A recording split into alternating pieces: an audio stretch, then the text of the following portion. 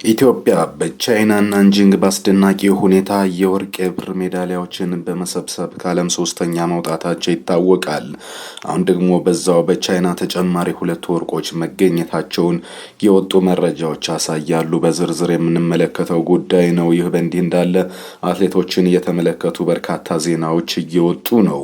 በጣም በርካታ በአንድ ሌሊት ሳይታሰብ ሚሊዮነር ሆነው ማድረዋል። የተከሰተው ምንድን ነው የሚለውን ዜና እንነግራቸዋለን። ፊደጎ የጉዳፍን ጉዳይ በተመለከተ ሀሳብ አስተያየቱን አጋርቷል። ሌላኛው የምናየው ጉዳያችን ነው።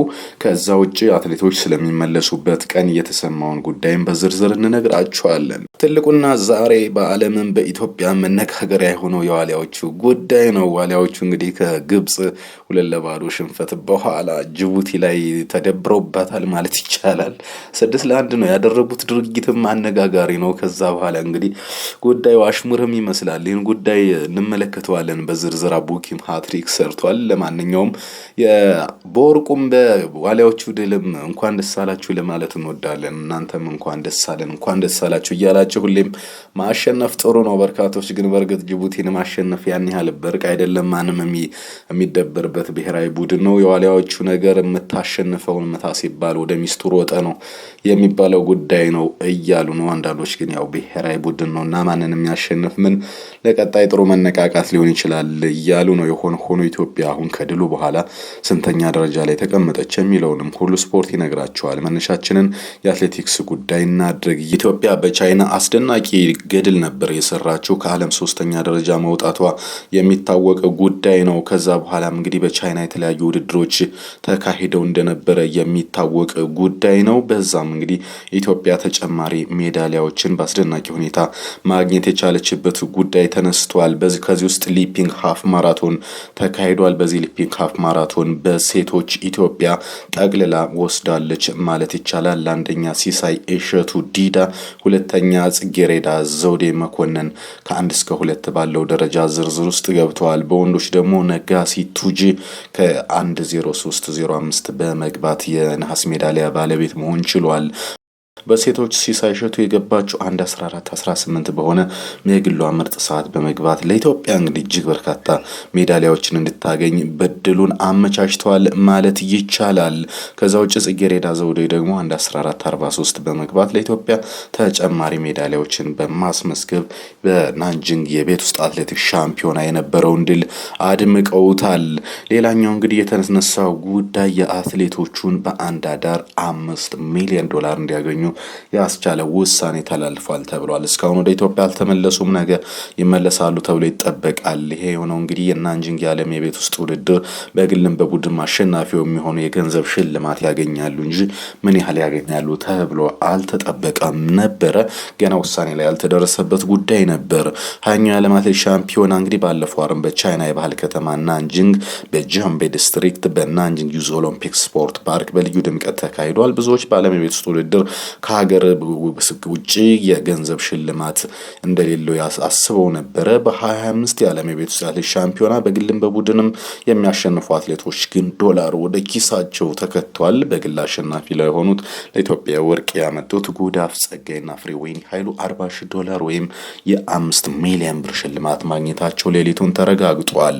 ሁለተኛ በመውጣት የብር ሜዳሊያ ያመጡት ድርቤ ወልተጂ እንዲሁም ደግሞ በሪሆ አረጋዊና ንግስት ጌታቸው ደግሞ $20,000 ሽልማትን ማግኘት ችለዋል። ጽጌ ድጉማ ደግሞ 6ኛ በመውጣቷ $4,000 ሽልማትን አግኝታለች። አጠቃላይ አንደኛ ለወጣ $40,000፣ ሁለተኛ ለወጣ $20,000፣ ሶስተኛ $10,000፣ አራተኛ $8,000፣ አምስተኛ $6,000፣ ስድስተኛ $4,000 የሆነ ሽልማትን ያገኙት አትሌቶች ወደ ሀገራቸው ኢትዮጵያ እንግዲህ ሚሊዮነር ሆነው ይመለሳሉ ማለት ነው። ይሄ እንኳን ለነሱ በእርግጥ ያንሳቸዋል። ሌላኛ ጉዳይ ባለቤቶቹ ሁሉ ፊደጎና እንዲሁም ደግሞ ጉዳፍ ጸጋይ ሀሳብ አስተያየታቸውን ከናንጂንግ በኋላ ጋርተዋል። ሁሉ ፊደጎ በቻይና ናንጂንግ ከተማ ለተሳተፉ ልኡካን ቡድን አኩርተናል። ለሁሉም ክብር ይገባቸዋል። ከልብ ለቀጣይ ውድድሮች መነቃቃት ይፈጠራል። በሪሁ አረጋዊ ልዩ ተሸላሚ መሆን አለበት ለሌሎች ትምህርት ነው የሚል መልእክት አስተላልፏል። ይህ ብቻ ሳይሆን አትሌቲክስ የምትከታተል ከሆነ በአትሌት ጉዳፍ ጸጋይ ብቃት ካልተገረም ከአንተ የግል ጥላቻ ወይ ቅናት አለብህ ማለት ነው። በቅርብ ወዳለው ሕክምና ወይም ደግሞ ጸበል ሄድ ሲል እንግዲህ የኃይለ ቃል የተሞላበት ሀሳብ አጋርተዋል። በእርግጥ ህሉፊ ደጎ እንዲህ አይነት ሀሳቦችን በመሰንዘር ብዙ ጊዜ የሚታወቅ ሰው ነው። ስለዚህ ባለፈ በቀረበበት ክስም ይመስላል ለዛም ይሆን እንደዚህ አይነት ኃይለ ቃሎችን ሀሳብ ይሰጣል። የሆነው ግን በብሔራዊ ቡድኑ በማሰልጠን እሱም ላደረገው አስተዋጽኦ ምስጋና ይገባዋል። አትሌቲክስ ቡድኑን ካሰለጠኑ ሁለት ሰዎች አንዱ ነው። ኢትዮጵያ በቻይና ናንጂንግ እጅግ በጣም ጥሩ ውጤት ነው ያስመዘገበች። የብር ሆነ ንግስት የብር ሜዳሊያዎች በአዲሱ የፌዴሬሽን አመራር ውሳኔ ሰጭነት የተገኙ ሜዳሊያዎች መሆናቸውን ተሰምተዋል። ወደፊትም እንደሆኑ አይነት ያልተለመዱ ውሳኔዎች እየሰጡ ህግ እያስከበሩ አዲስ ነገር ያሳዩናል የሚል እምነት አለኝ ሲል ሜቴዎራነር ጽፏል። ሌላው በጣም መታሰብ ያለበት በቤት ውስጥ ሻምፒዮና ሁሉም ሀገር ባለው ኤሊት አትሌት በሙሉ አቅሙ እንደማይገባ ይታወቃል። ለምሳሌ ኬንያ ሁልጊዜ በቤት ውስጥ ሻምፒዮና ደረጃ ውስጥ አይደለም፣ እስከ 20ኛ ደረጃ የለችም። ኦሎምፒክ እና የዓለም አትሌቲክስ ሻምፒዮና ላይ ግን ሁልጊዜ ደረጃ ውስጥ ነች።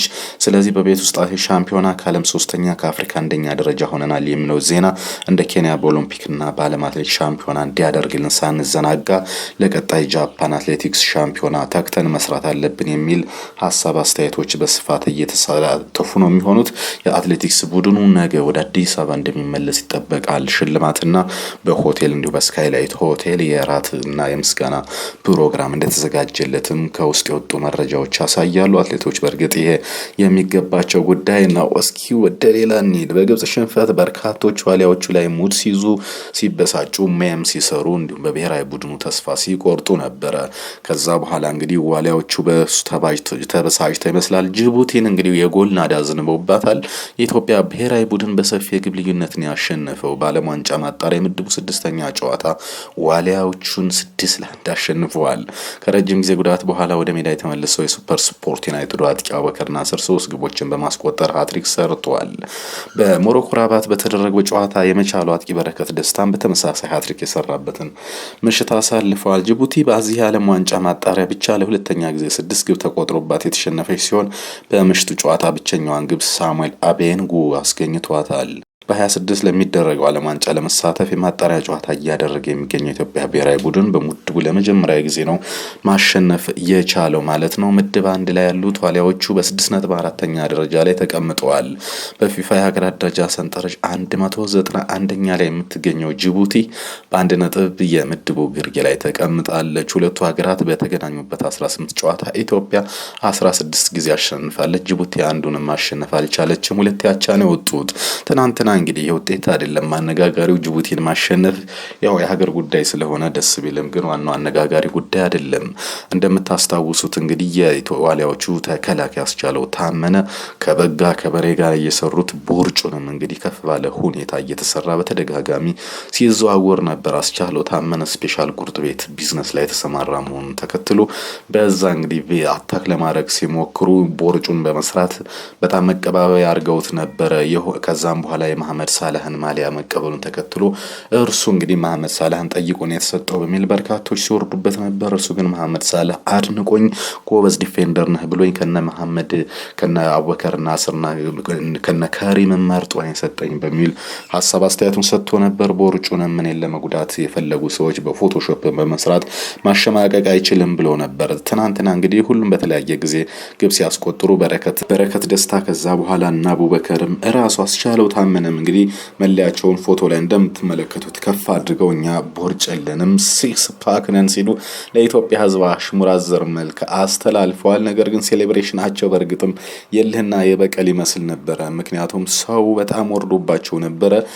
ከዛ በኋላ እንግዲህ ሴሌብሬሽናቸው ሁሉ ነገራቸው ልህ የተሞላበት እንደነበርና ለዛ ዘለፋ ማህበራዊ ሚዲያ ላይ ለደረሰባቸው እጅግ የወረደ ሊባል የሚችል ማጣጣል ነበር። በእርግጥ እኔ ብሔራዊ ቡድን በዚህ ደረጃ ሲጣጣል ደስ አይለኝም። ምንም ይሁን ምን ገንቢ የሆኑ ትችቶች ቢሰጡ ነው ደስ የሚለኝ። አሁን ለዛ ምላሽ እጅግ ስሜታዊ ሆነው ሲሰጡ ነበር። ነገር ግን ለዛ ምላሽ አሁንም የተሰጣቸው ጅቡቲን ስላሸነፋችሁና ምን ይጠበስ ጅቡቲን የማያሸንፍ ማን አለ? የህዝብ ቁጥራችን ብዛታችን ጭራሽ ደግሞ ኢትዮጵያን ከጅቡቲ ጋር ታወዳደራላችሁ ወይ የሚል ምላሽ ጠብቋቸዋል። አሁንም ቢሆን ሌላ ግሩፖች እየመጡ ነው። ለማንኛውም ግን ንግግራችን ፕሮፌሽናል ቢሆን የተሻለ ነው ተብሎ ይገመታል። እንግዲህ በትናንትናው የውድድር 6-1 በተጠናቀቀው ሙሉ የደቂቃ ውድድር በኋላ ኢትዮጵያ ደረጃዋን አውቃለች። ግብጽ አሁንም 13 ደረጃ ላይ ነው ያለችው በግብጽ ማለት ነው። አጠቃላይ እንግዲህ በ13 ነጥብ፣ ቡርኪና ፋሶ በ11 ነጥብ ሁለተኛ ነች። ሴራሊዮን በ8 ነጥብ ሶስተኛ ስትሆን ኢትዮጵያ በ6 ነጥብ አራተኛ ነች። ጊኒቢሳው ደግሞ በ6 ነጥብ በተመሳሳይ በኢትዮጵያ በጎል ክፍያ ተበልጣ እንግዲህ 5ኛ ደረጃ ላይ ነች። ጅቡቲ ደግሞ አንድ ነጥብ በመያዝ 6ኛ ደረጃ ነች። ኢትዮጵያ እንግዲህ በጅቡቲ ጉዳይ አተረፈች ከተባለ የመጀመሪያው ከሰፊ የጎል ዕዳ መውጣቷ ነው። ከዛ ውጭ ግብጽ ያው ማለፉን የሚያረጋግጥ ይመስላል። በእርግጥ ከቡርኪና ፋሶ በታች ነው ያለው። ከኛ ጋር በተጫወተበት ጨዋታም እጅግ ቀለል አድርጎ 2-0 ማሸነፍ የቻለ ነው። ለዛ ውርጅብኝ እንግዲህ ዋሊያዎቹ ምላሽ ሰጥተዋል። ለመሆኑ እናንተ የዋሊያዎቹን ውድድር እንዴት አያችሁት? ምን ስሜት ተሰማችሁ? የጅቡቲ ጨዋታ ለቀጣይስ ምን መነቃቃት ይፈጥራል? ለማንኛውም ለነ ኤፍሬም የማነና ለፌስቡክ ሜመርስ ሀሳብ አስተያየት እንግዲህ ምላሽም መስጠት ችለዋል ማለት ነው። ይሄ እንግዲህ እኛ እንደዚህ አይደለንም አታውቁንም እንችላለን የሚል መልእክትን ማስተላለፍ ችለዋል። ለበርካቶችም መነጋገሪያ ሆነዋል። እስኪ አጫጭር ስፖርታዊ መረጃዎችን ከማጋራታችን በፊት ከዚህ በፊት ብሔራዊ ቡድኑ ክብር እንጂ ማላገጫ መሆን የለበትም ያለውን የአሰልጣኝ ውበቱ አባተ ሀሳብ ጉዳይ መነጋገሪያ እንደነበረ የሚታወቅ ነው። ውበቱ አባተ ብሔራዊ ቡድኑ ማንንም አያሸንፍም የሚል ሀሳብ መነሳቱን ተከትሎ ብሔራዊ ቡድን ማላገጫ አይደለም ክብር ነው የሚል ሀሳብ አስተያየቶችን ሲሰጥ ነበር። ኤፍሬም የማነ ደግሞ የኢትዮጵያ ብሔራዊ ቡድን የትም የሚደርስ አይደለም፣ ምክንያቱም ፈሮኖቹ ሳይጫወቱ ያሸንፉታል ሲል ሀሳብ አስተያየቱን ሰጥቶ ነበር። ከዛ በኋላ አመራር ሀቁን በመቀበል መስራት ያስፈልጋል ሲል፣ በርካቶች ደግሞ እንዲያውም የኳሱ በጀት ተዘግቶ ወደ ዋሊያዎቹ ወደ አትሌቶቹ መዞር አለበት የሚል ሀሳብም እየተነሳ ነበር። በመጨረሻም ራይስ ጄምስ ከ3 ዓመታት በኋላ ለመጀመሪያ ጊዜ ለሀገሩ ቋሚ ተሰላፊ መሆን የቻለበት ክስተት ተሰምተዋል። ጆሹዋ ኪሚች በትላንቱ ጨዋታ የማዕዘን ምቱን በፍጥነት ጀምሮ እንዲያስቆጥሩ ለረዳቸው ኳስ አቀባይ ኳሱ ላይ ፈርሞ በስጦታ መልክ ሰጥተዋል። ከዛ ውጪ ከባሎን ዶር ይልቅ የ3ዮሽ ዋንጫ ማሸነፍን እመርጣለሁ ብሏል ፔደር ጎንዛሌዝ። ውድ የሁሉ ስፖርት ቤተሰቦች ለአሁን ያስኩላችሁ ስፖርታዊ መረጃዎች እነዚህን ይመስሉ ነበር። ሀሳብ አስተያየት ካላችሁ ጻፉልን። መልካም ቀን።